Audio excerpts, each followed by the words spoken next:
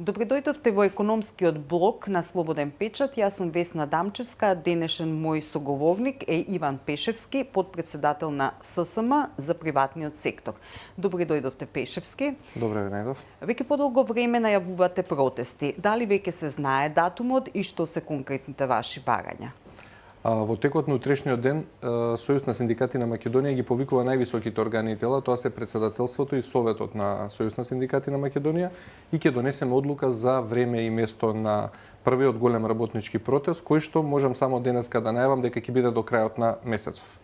Така, кои се конкретните барања? Вие неколку пати ги кажавте, меѓутоа еве малку повеќе да ги елаборираме. Нашето најголемо барање е зголемување на сите плати, не само на минималната плата, меѓутоа видовме дека во последните години некако само се чека месец март да се усогласи платата, што е далеку од зголемување на платата.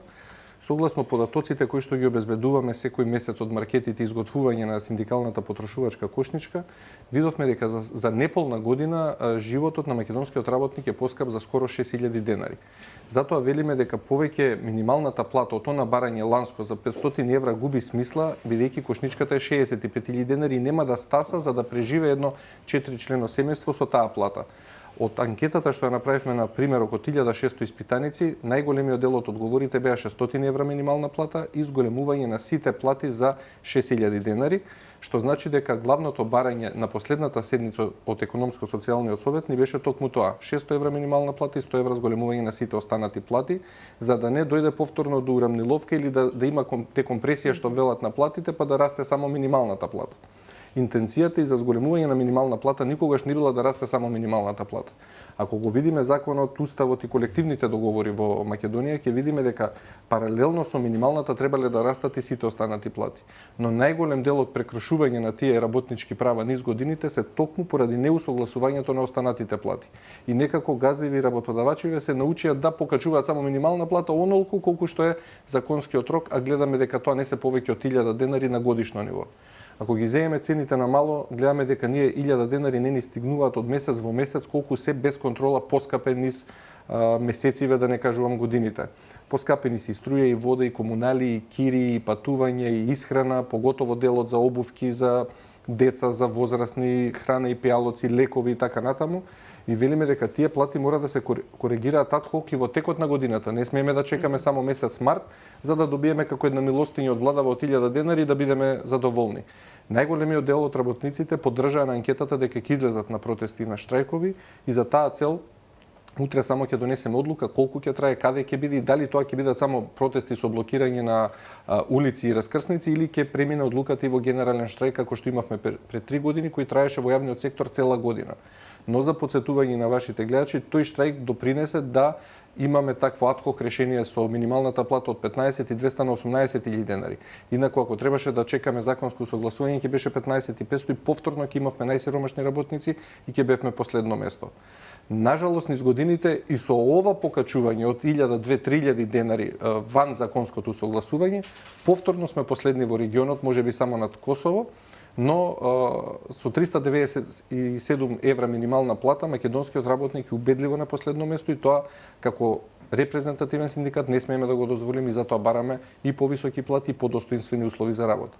Она што можеби загрижува е една изјава, и вие тоа сте го елаборирале, на директорката на УЈП Елена Петрова, која што анализираше период од 11 месеци и во телевизиско гостување рече дека до 23.000 денари во просек во тие 11 месеци има по 16.000 работници.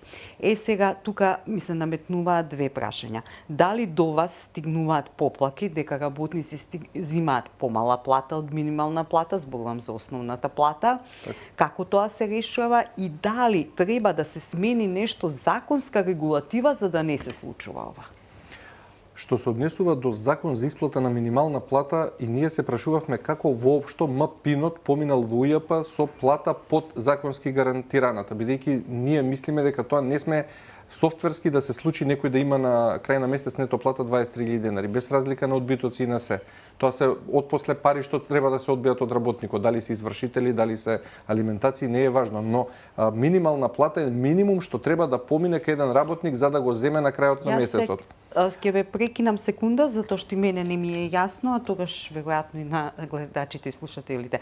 Значи, таа мора да стигне како цела, на пример мора да стигне како што е 24.379 денари и потоа пишува одбиток, меѓутоа во УЈП мора да стигне на како цела плата за придонесите за здравствено и пензионско мора да се заклучно закон за исплата на минимална плата. Тоа се 33.000 денари во бруто.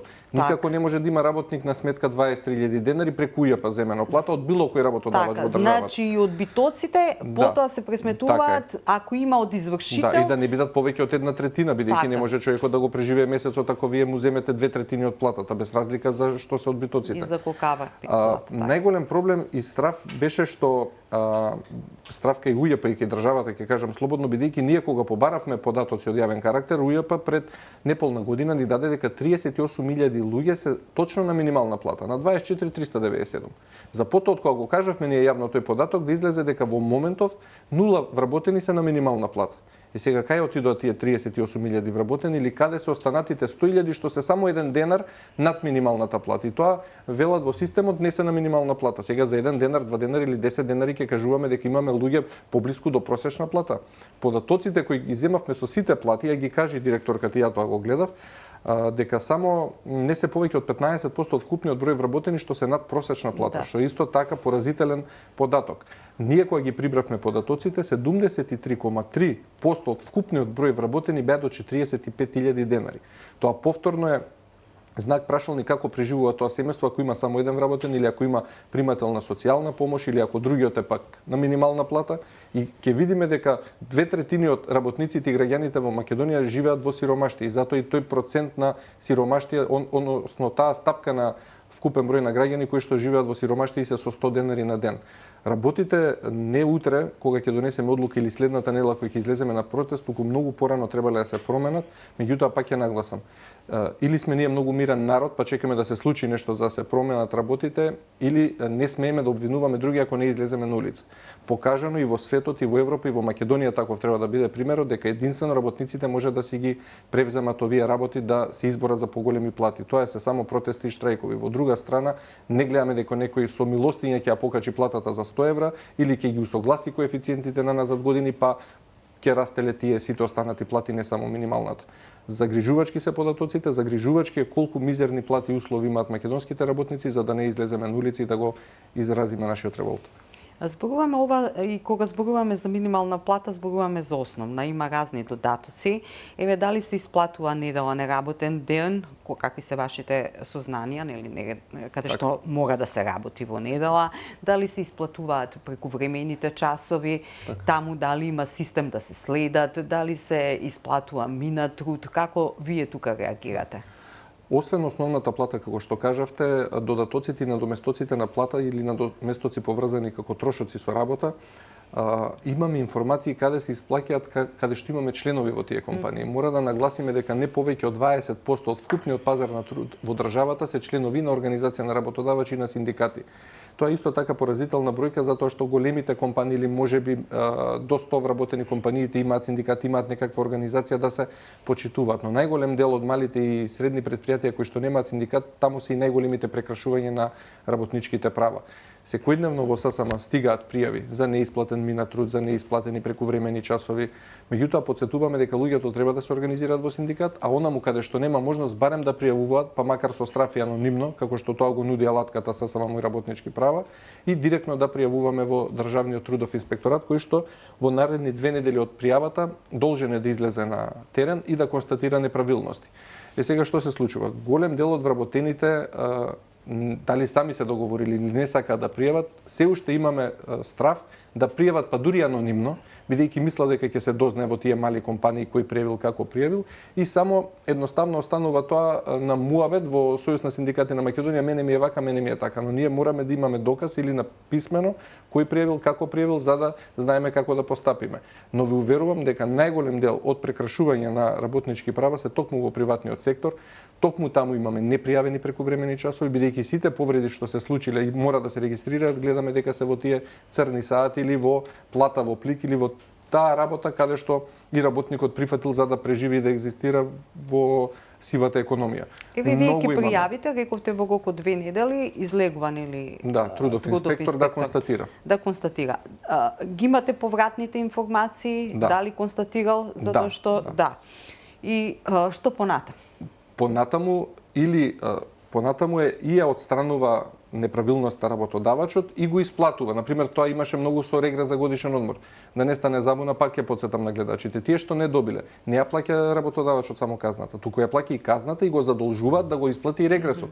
Бидејќи вие ако имате 100 вработени, ви се исплаќа, ако е само за казна од 500 евра да не даете К15 на 100 луѓе, но ја плаќаш и казната и регресот. Доколку и на тоа задолжение од трудовиот инспекторат не постапи тој работодавач, работникот си има право на приватна тужба пред суд за да си ги оствари правата, каде што истото го пишува и од трудовиот инспекторат, дека доколку ви се повредени правата, единствен начин е да тужат. Исто така ги охрабруваме да не се плашат да тужат луѓето. Во последно време гледаме дека тужат само од јавен сектор. Меѓутоа голем дел се охрабруваат и вработени од приватен сектор да поднесат тужби пред основен граѓански суд и да си ги добијат своите права. Имаме бесплатна правна помош во Сојуз на синдикати на Македонија, се прават вештачења, се прават тужби. Можам слободно да кажам дека во последнава година најмногу ќе има и во Македонски шуми како јавно предпријатие, меѓутоа 3 години поред не им е исплатено регрес за годишен одмор. Голем дел од други јавни институции и установи исто така не исплаќаат додатоци како мина, труд или нешто за кое се водат во моментов постапки. Голем дел се завршени успешно. Имаше во Синдикатот за култура еден тон веќе добиени пресуди по однос на тужби од вработени и така што мислам дека ден во ден се повеќе се охрабруваат луѓето и нема повеќе што да изгубат. Затоа што си ги изработиле парите за тоа работно време и си ги чекаат на крајот на сметките. Интересно, јавни предпријатија кои што се подкапа на држава индиректно или директно или индиректно преку општините, значи ги кршат за тоа околните, така тоа е исто голем проблем што државата е работодавач на 138.000 работници, а голем дел од прекршувањата се токму во јавните установи, предпријатија, општини и така натаму. А да не зборуваме за останатите плати, на пример во болници, во Министерство за внатрешни работи, одбрана. Како тогаш трудовиот инспекторат таму да ги контролира? Треба да биде независен. Таму е многу тешко и затоа голем дел од вработените си тужат. Таму трудова инспекција не може да ви помогне, односно со други зборови државата сама себе нема да се казни, но луѓето се охрабруваат и си тужат. Има многу тужби во МВР, и во одбрана, и во култура, и во шумарство и така натаму. Ги начнавте К15, рокот измина, нели? Сега какви се вашите сознанија еве за приватниот сектор и за јавниот сектор, нели во последен момент дали се префаќа? Дури има случаеви каде што се исплатила во одредена компанија К15, некој работник не добил до крајот на годината, он наприл 6 месеци, ама мислеле дека повеќе не е на работно место, па не му следува. Имаше доста пријави за такви случаеви, вкупно беа околу 2.500 вработени опфатени само по однос на регрес за годишен одмор согласно податоците од нашата алатка или кај вкупно 22 работодавачи. Но тоа за наша среќа е многу помал број него што беше пред 4-5 години, каде што имаше преку 100 компании, преку 50.000 работници кои што немаа добиено, но некако се освестуваат работодавачите барем да не бидат тужени или доведени во ситуација да доаѓа трудов инспектор за исплата на регрес, особено од кога потпишавме и регрес во јавен сектор 2023 година со примена од 2024 година за потсетување. Тогаш навистина и во државните предпријатија се исплати законскиот минимум, голем дел се поправија и во приватниот сектор и некако година во година се освестуваат. Како повеќе се освестуваат работниците да пријавуваат и да тужат, така од друга страна се освестуваат и работодавачите да... Во јавниот сектор е исплатен, така, пошто до последен момент имаше она, нели, кога се најави затворање на трезорот, една ука-бука, но повратна информација не добивме, освен од она што кажа Министерството за финансии. За среќа на работниците во голем дел од јавните предпријатија и установи се исплати, особено во секторот образование или култура, но имаше предпријатија што не исплатија. Пак ќе го кажам, најголемото шумско предпријатие Национални шуми не исплати до 31.12 и ќе тужат луѓето и за 25-та и за 24-та година. Колективниот договор општиот за стопанството е потпишан 2014 година, 2 пати само се отвори, во кој што еднаш несреќно со онаа одредба дека може, нели, да се исплати многу помал К15 со некои тешкоти во работа, дури не дефинирано дека е тоа загуба. Дали толку не можете да седнете на маса со Организацијата на работодавачи, со госпоѓа Владанка Трајковска, да разговарате за овој проблем, па може би за некои други новитети, бидејќи сепак е прегазено време од 10 години, може би нешто треба ново да се смени. На повеќе наврати е седнувано за општиот колективен договор од приватен сектор, бидејќи од таму и доаѓам, меѓутоа ќе бидам искрен и слободно ќе кажам, на секое седнување не се гледа на унапредување на работнички права, туку како нешто да се скрати. И можеби затоа некои мисли дека Сојуз на синдикати на Македонија е виновен зошто нема нов или подобри права. Ние кога седнуваме гледаме само да ги зачуваме старите. И затоа не подпишуваме нов со помали права за вработените. Секој во таа дигитализација и со работа од дома и во време короната гледаше да го искористи тој колективен или законот во интерес на работодавачите. Никогаш во интерес на работниците. Никој не предложи поголема плата таму, да не го чекаме законот секој март. Него едноставно си ги зголемуваат платите на оние работници кои што навистина ги нема на пазарот на труд, па мора да ги платат за да им врви работата. Меѓутоа, колку све ние предлагавме да биде подобро, дали е тоа јубилејна награда, дали повисок износ бар за регрес за годишен одмор, што еднаш годишно и никаков проблем нема да го исплатат место 40, да речеме 60%, не, нивниот предлог беше да биде како во јавниот 30%, да се намали. Недела да биде повторно работен ден. Епа не бива така, другари. Сега не може да седнеме на маса и да мислиме дека сме секогаш ние виновници зашто бараме. А вие не сте виновници што не давате, односно што сакате да скратите и веќе што е нешто подпишано. И затоа велиме подобро да го задржиме тоа што го имаме, ако не можеме веќе да го напредиме, отколку да бидеме дека сме ги продале работниците нивните права и да го укинеме или да го намалиме некое право од 40 на 30% регрес. Тоа што беше најголема глупост во време на предходниот председател на Сојуз на синдикати на Македонија се покажа исто како голем проблем и хендикеп за вработените, почна и тој што има Порше Панамера купено и €1.000.000 на сметка да прикажува финансиски загуби. Или да најде представник на работниците, му подпише дека фирмава не работи кој што треба, за да не земе К15. Најголема лага. Ја ви кажувам дека нема работодавач од природен сектор што не може да исплати регрес 100%. Зашто еднаш годишно. На тој што не му се исплати 100, 200, 300 вработени да има, нема да работи. Или слободно нека затвори, нека работи за 400 евра плата како работникот, па да види дали ќе го преживее месецот и дали ќе му биде доволно 12.000 денари регрес. Тука е проблем што државниот апарат, инспекциите, тие што треба да ги спроведат законите и колективните договори, не се реални на терен или нема доволен капацитет да ги опфатат сите. Ја во секоја една фирма сега да влеземе, да ја свртиме камерата на било кое градилиште, ќе видиме еден тон неправилности. Од една страна профити на сметкиви и Поршиња и Мерцедеси кај газдиве и се они немаат, а работников што виси на скеле до 65 години нема бенефициран стаж и е на минимална плата, он има. Тоа мора еднаш да се разграничи кој дел од колачот навистина треба да оди во инвестиција на вработените, во опрема и така натаму. Ако сакаме достоинствени услови за работа и повисоки плати, треба да се откажат од дел од колачот. Не велиме ние дека ние треба да го земеме колачот. Да, работодавачи си они имаат големи прави обврски, но треба да дадат малку повеќе. Го споменавте бенефицираниот стаж, а во исто време веќе на големо се разговара за зголемување на пензиски стаж воопшто и веројатно може би не утре или задутре, но каде и да ќе стигне. Како тоа подолго време го заговарате и преговарате? Знам јас 15 на години назад за листата на бенефицирани стажови. 2012 година, ноември месец, е првата иницијатива. Точно сум погодила. Значи, дали никој се уште не ја зема во рака? Дали се уште значи ова дека и работниците на скеле треба до 65 години? Што се предлагаше? Законот, нажалост, во моментот важи за сите и не прави исклучоци. Во делот за бенефициран стаж, особено за градежните работници, оние што се наексплоатирани и што се деноноќе на дворешни влијанија, температури со висок степен на ризик, се уште важи истиот закон за работни односи и во правилникот за бенефициран стаж ги нема. Дали е тоа зидар, армирач, фасадер, асфалтер, наексплоатирачките работни места. Колку има? Има работни места што ние ги немаме во Македонија, односно немаме механизација, пробивач на тунели. Ние кои ги пробивавме тунелите, тоа странски компании и работници го работеа.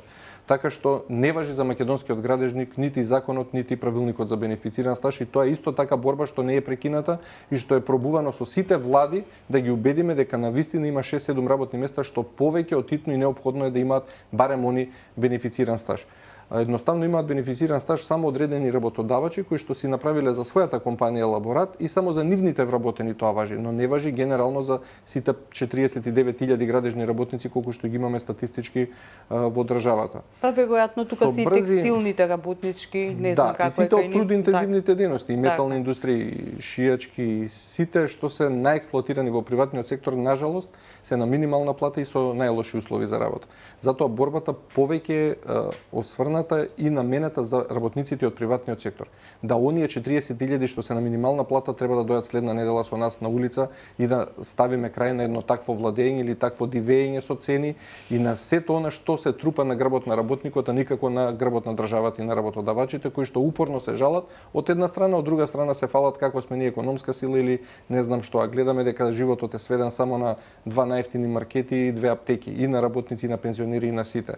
Ке се надоврзам и за неделен работен ден. Беше едно исконско право обезбедено каде што никој не виде проблем со неделен работен ден. Туку напротив, имавме подморени работници, голем дел пишува коментари позитивни дека на вистина треба секако се 2 дена слободни во неделата, ама недела по традиција да биде ден за одмори со семејството и повторно на мала врата сака да го вратат недела да биде работен, недела да биде ден како секој друг. Имало работници во турнус, не смееле да прекинат процеси. Се не смеа да прекинат процеси, одлучуваат луѓе што никад не работеле во недела, наспроти луѓе во што не можат да земат здив еден ден во неделата или 2 дена, колку што и законски секако е 40 часа работна недела, но тоа се си повлекува од последната промена па на закон за работни односи за брзите измени што беа за потсетување за стратешкиот партнер наш Бехтел и Енка и видовме дека во таа компанија, слободно ќе кажам Бехтел и Енка, денеска имаме јавување, навистина се работи по 12 часа без престан секој ден. Односно кога се пожаливме на Уставен суд дека 60 часа работна недела и падна на Уставен суд е стварно неуставно право да се направи во една држава, од друга страна во тоа време и претседателот и собранието изгласа да легално е 72 часа работна недела и денеска тие работници кои што се мешан состав, меѓутоа се работници од светот, од Европа и наши, работат секој ден по 12 часа и е повеќе од поразително за една земја членка аспирант кон ЕУ да има вакво прекрашување на право од работен однос, вакви плати, да се брза со рокови дека ќе се изградат патиштата, а на крајот на денот видовме дека 15 години еден пат го прават и никако го направат. Само сумава од 500 милиона стана 1 милиарда и никако да го направиме патов. И цело време се изведувачите или работниците криви, а никако тие што го финансираат проектот. Господин Пешевски, ви благодарам што бевте денеска со нас. Се слушаме, се гледаме после протестот да видиме што ќе биде, какви ќе бидат резултатите. Благодарам и јас на можноста. Благодарам на нашите слушатели и гледачи на Слободен печат.